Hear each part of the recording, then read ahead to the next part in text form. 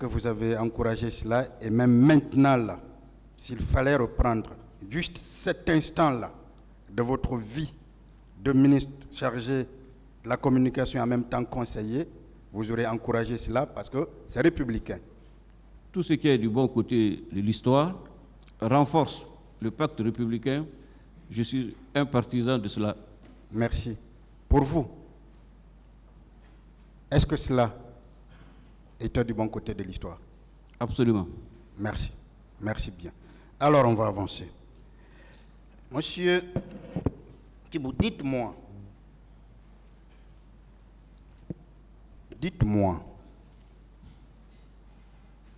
est-ce que vous confirmez, toujours à l'abbé, qu'il n'y a jamais eu d'incident à l'aller, qu'il n'y a pas eu d'incident au retour, c'est-à-dire que le voyage s'est bien passé? Oui. Je reviens encore vers vous, puisque vous êtes ancien collaborateur de beaucoup de chefs d'État. Est-ce que vous trouvez que c'est normal pour la sécurité d'un chef d'État qui doit se déplacer quelque part? Est-ce que c'est normal que des personnes, je ne sais pas l'expression militaire, mais je vais utiliser le terme éclaireur, et j'espère être entendu. Est-ce que c'est important que des personnes, pour sa sécurité, vérifient tout avant qu'ils ne partent? Pour avoir séjourné quelquefois dans l'État, Oui. Il y a évidemment un protocole de sécurité qui prévoit qu'en cas de déplacement du chef de l'État, qu'il soit précédé par une délégation pour s'assurer des conditions de son accueil. Alors, conformément à ce protocole dont vous parlez, est-ce qu'il était normal pour des personnes d'aller, par exemple, à l'abbé, de s'enquérir de tous les détails et de comprendre qu'effectivement le président viendra en sécurité, passera son temps à l'abbé en sécurité et retournera à Conakry en sécurité? C'est dans les usages et les règles de la République. Est-ce que ces usages-là permettent, par exemple, au Ming, le Ming, et je ne sais pas, ça doit être un avion, hein? Est-ce que dans ces usages, on peut bien faire passer des Ming? Les mesures et les dispositions liées au déplacement et à la sécurité d'un chef de l'État relèvent des services compétents en la matière qui, en toute souveraineté, décident de ce qu'il y a lieu de faire. Et selon vous, en toute souveraineté, est-ce qu'il y avait un mal à ce que des Ming partent là pour simplement se rassurer que tout ira bien? Est-ce qu'il y avait un mal à cela dans l'ordre républicain des choses? Je dirais d'une manière générale qu'il n'y a rien de trop et d'excessif lorsqu'il s'agit d'assurer l'intégrité de l'État et la sécurité du chef de l'État. Ah, je suis tellement heureux de vous entendre le dire, vos collaborateurs des chefs d'État. Il n'y a rien d'excessif et de trop quand il s'agit d'assurer la sécurité d'un chef d'État. C'est bien cela? Absolument. Alors, toujours on va rester à la baie. Vous confirmez qu'à la station, vous n'étiez pas avec le président et que vous ne pouviez donc pas dire que c'est lui qui a utilisé la pompe pour remplir le réservoir de son véhicule, ou bien c'est quelqu'un d'autre? Moi, j'étais avec le général Sekouba Konaté, comme je l'ai indiqué hier, donc je n'ai pas suivi ce qu'il y a eu comme événement autour du capitaine Moussa Dadis. À ce propos, et uniquement à ce propos, on peut donc conclure que le ministre Thibou Camara ne sait rien de cette situation? Non. Parfait. Alors, il y a quelque chose que je n'ai pas compris. Vous dites que vous étiez avec le général Sekouba à bord du même véhicule? Non, on n'était pas dans un véhicule. On attendait tous à la station. D'accord. Le président Dadis était à bord de quel véhicule? C'était, si mes souvenirs sont bons, dans l'un des véhicules offerts par le guide libyen, Feu Muammar Kadhafi.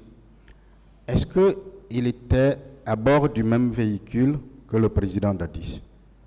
Je n'ai pas fait cette remarque parce que je n'ai pas voyagé avec eux. Alors, ça veut dire que vous n'en savez rien.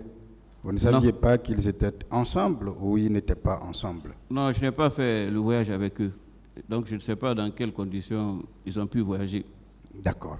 Une dernière question, naturellement par rapport au voyage de l'abbé. Vous qui êtes homme d'État, est-ce que vous pensez que c'était important pour lui de faire ce voyage?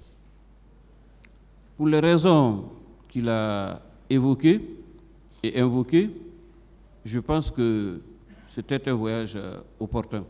C'est parfait, merci. On va donc revenir au fameux appel,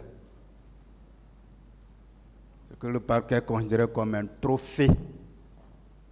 Il n'en est pas un, malheureusement. Alors, c'est important qu'on vous en parle parce que vous êtes un témoin oculaire. Vous étiez là. Est-ce que vous confirmez que c'est à l'initiative du président Dadis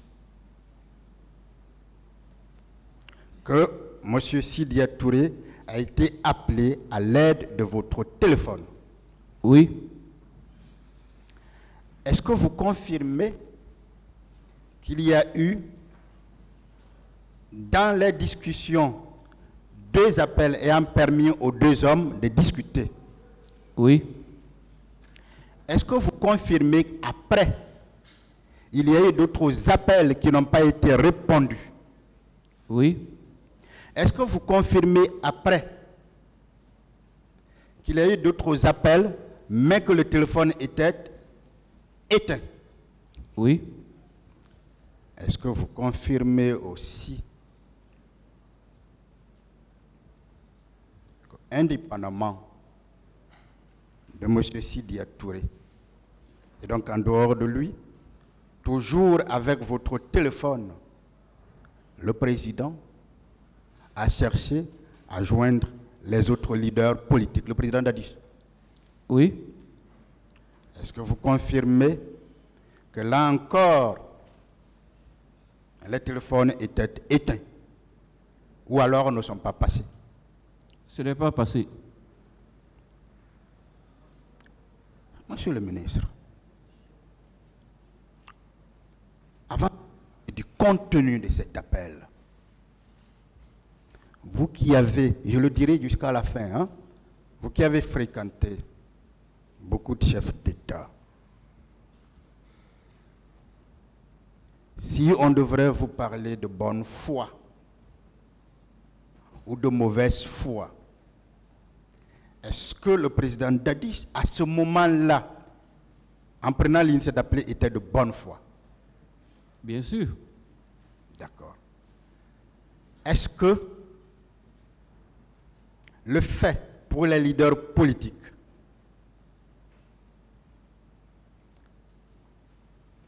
ou de ne pas répondre ou d'éteindre les téléphones, on n'est pas opérateur économique pour le savoir, hein?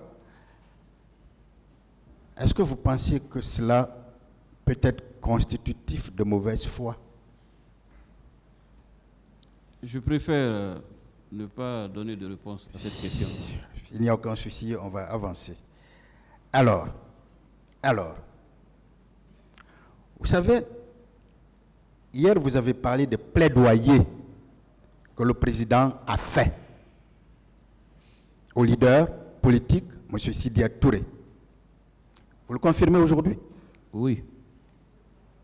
Vous avez également parlé hier de requêtes que le président Dadis a eu à faire à l'endroit de M. Sidya Touré. Est-ce que vous confirmez ça aussi?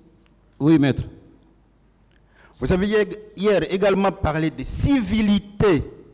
Et là, je pèse mes mots. De civilité. Est-ce que vous confirmez que ces civilités